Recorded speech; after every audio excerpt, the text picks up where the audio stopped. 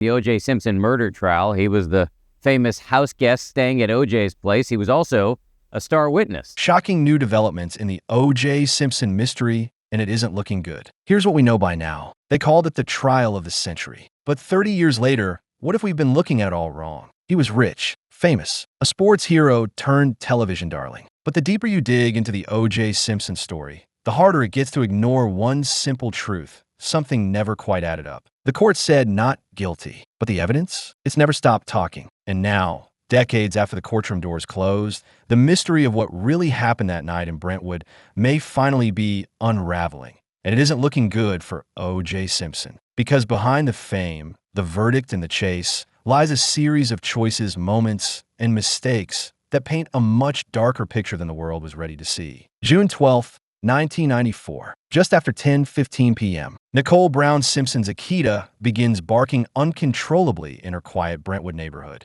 It was the only witness to what had just happened, the murders of Nicole and her friend, Ron Goldman. Minutes earlier, O.J. Simpson had returned to his Rockingham estate from a late-night McDonald's trip with his house guest, Kato Kalin. The timeline was chillingly tight. Just 10 minutes separated his estate from Nicole's home. If you were trying to slip in and out undetected, the window was wide open. And that's where things get eerie. At 10:25 p.m., limousine driver Alan Park arrived at Simpson's house. He rang the intercom. No answer. But moments later, he saw something strange. A tall, shadowy figure, about 6 feet tall and 200 pounds, crossing the driveway toward the house. O.J. didn't appear until nearly 11 p.m., claiming he'd just finished showering. The silence at Rockingham mirrored the screams in Brentwood. The timelines didn't just overlap. They almost hugged. But it wasn't just the timing that raised eyebrows. It was what was left behind. At the crime scene, detectives found a single dark knit cap, a bloody glove, footprints soaked in red, leading away from Nicole's body. Even more damning, another glove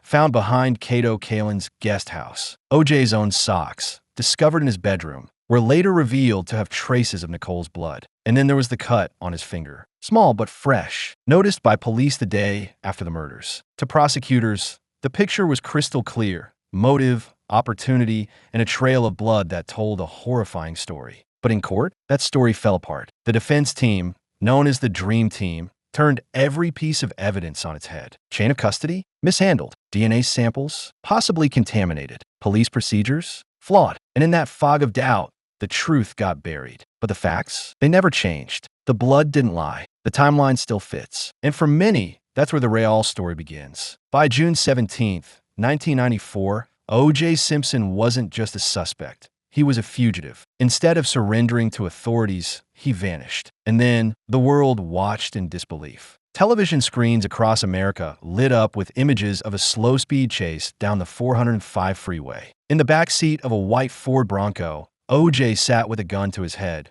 threatening to end it all. Inside the Bronco, police found nearly $9,000 in cash, a loaded handgun, a passport, a fake mustache, glue, and a change of clothes. To most, it looked less like a man preparing to defend himself, and more like someone preparing to disappear. But there was something else, something much harder to explain. A duffel bag. According to both Alan Park and Kato Kalin, Simpson had been carrying a small bag the morning he flew to Chicago, one he treated with unusual care. But that bag, it was never recovered. A witness at the airport claimed he saw Simpson approach a trash can. He unzipped the bag, reached in, and dropped something long inside before walking into the terminal like nothing had happened. The contents of that bag were never recovered. Gone into the waste system of Los Angeles. And with it, possibly the knife. The weapon used in the murders was never found. Not in his home, not in the Bronco, not in the years of investigations that followed. If that knife was inside the duffel, then O.J. didn't just flee from justice. He buried the one thing that could have proven it. A murder weapon that vanishes hours after the crime. A man on the run, armed with a disguise and a fake mustache. The Bronco chase wasn't just strange. It was telling. Because sometimes the truth doesn't scream. It runs. In the years after the trial, something strange started to happen. The silence around O.J. Simpson didn't stay silent for long. Friends, former allies, even those who once defended him, began to talk. And what they said changed everything. Mike Gilbert, O.J.'s longtime sports agent, once stood by him through the firestorm. But in 2008, he broke that silence. According to Gilbert, one night, While drunk and emotionally drained, O.J. looked at him and confessed. Not in the dramatic way people imagine, but cold, detached, as if the truth had been waiting inside him for years and finally slipped out. Gilbert said it was unmistakable. That O.J. wasn't trying to convince anyone anymore. He was simply done pretending. Then came Ron Shipp, a former LAPD officer and one of O.J.'s closest friends. Shipp testified in O.J.'s defense during the criminal trial, but later he admitted something chilling. During a private conversation, he asked O.J. why he seemed nervous about taking a lie detector test. O.J.'s answer? "I've had dreams of slaying her." To Shipp, it wasn't just a throwaway line. It was a glimpse into a mind at war with itself. A man haunted by what he'd done, but too proud or too broken to admit it outright. But Shipp remembered more. Nicole once came to him in tears, her face bruised, her eyes swollen. She told him what O.J. had done, and it wasn't the first time. For years, Nicole had been trapped in a cycle of fear, violence behind closed doors, reconciliation in public. It was the story no one wanted to believe until it was too late. Police reports showed a pattern: control, rage, jealousy. The signs had always been there, and still they were missed, ignored, forgotten, until the night everything shattered. Then, in a twist no one expected, O.J. published a book. Its title? If I Did It. Marketed as a hypothetical, it was framed as fiction. But what lay inside those pages didn't feel hypothetical at all. O.J. described, in chilling detail, how the crime might have happened, how someone blacked out in a moment of rage and woke up with blood on their hands, how the knife was just there. He even described the scene exploding in violence. Details that closely matched the real evidence. Details never released to the public. The book was later acquired by the Goldman family, and the title was quietly altered. The word "if" shrank to tiny letters. What remained bold and unmistakable: I did it. To some, it felt like closure. To others, like a cruel joke. But one thing was clear. For a man who had been given every opportunity to move on, Simpson kept circling back to the crime. Again and again and again. And in those moments, the lines between confession and performance began to blur. Because sometimes people don't say they're guilty. They just stop pretending to be innocent. As the years passed, a new theory emerged. One that shook even those who had already made up their minds. It didn't claim O.J. was innocent. Far from it. But it suggested something far more complex and even more disturbing. That maybe O.J. hadn't committed the murders alone. Maybe he was covering for someone else. That someone, his oldest son, Jason Simpson. At the time of the murders, Jason was 24 years old. To the public, he was barely a footnote in O.J.'s life. But behind the scenes, private investigator Bill Deere believed Jason held the key to the entire case. Deere's investigation uncovered a troubling history. Jason had been diagnosed with intermittent rage disorder. He'd stopped taking his prescribed antipsychotic medication in the weeks before the murders. There were stories. An ex-girlfriend who said Jason threw her into a bathtub and threatened her life. A former boss who claimed Jason attacked him with a knife at work. And there was the time card,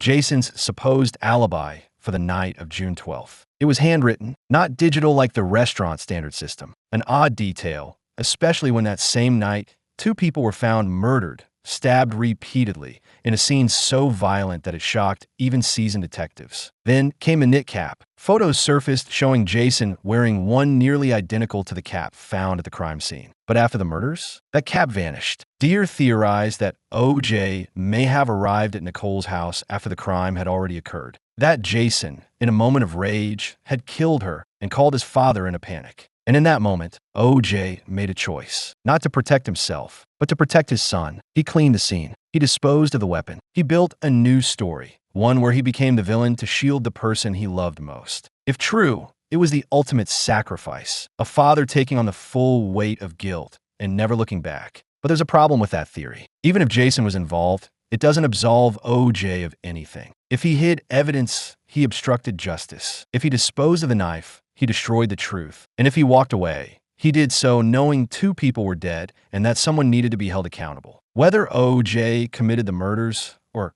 covered them up, the end result was the same. The truth stayed buried. And the families of Nicole Brown Simpson and Ron Goldman were left with questions that still echo 3 decades later. By the time the trial ended in 1995, O.J. Simpson walked out of the courtroom a free man. But freedom didn't mean peace. In the years that followed, he became a ghost of the man he once was, a celebrity in exile. His legacy forever fractured. And though the criminal court found him not guilty, the civil trial told a different story. In 1997, a jury found O.J. Simpson liable for the wrongful deaths of Nicole Brown Simpson and Ron Goldman. The judgment, $33.5 million in damages. Two courts, two outcomes, one man at the center. But the contradictions didn't end there. The LAPD had problems of its own. In the wake of the Rodney King beating and the riots that followed, public trust in law enforcement, especially within the Black community, was shattered. For many, the Simpson trial wasn't just about evidence. It was about justice in a system that too often failed to deliver it. Detective Mark Furman,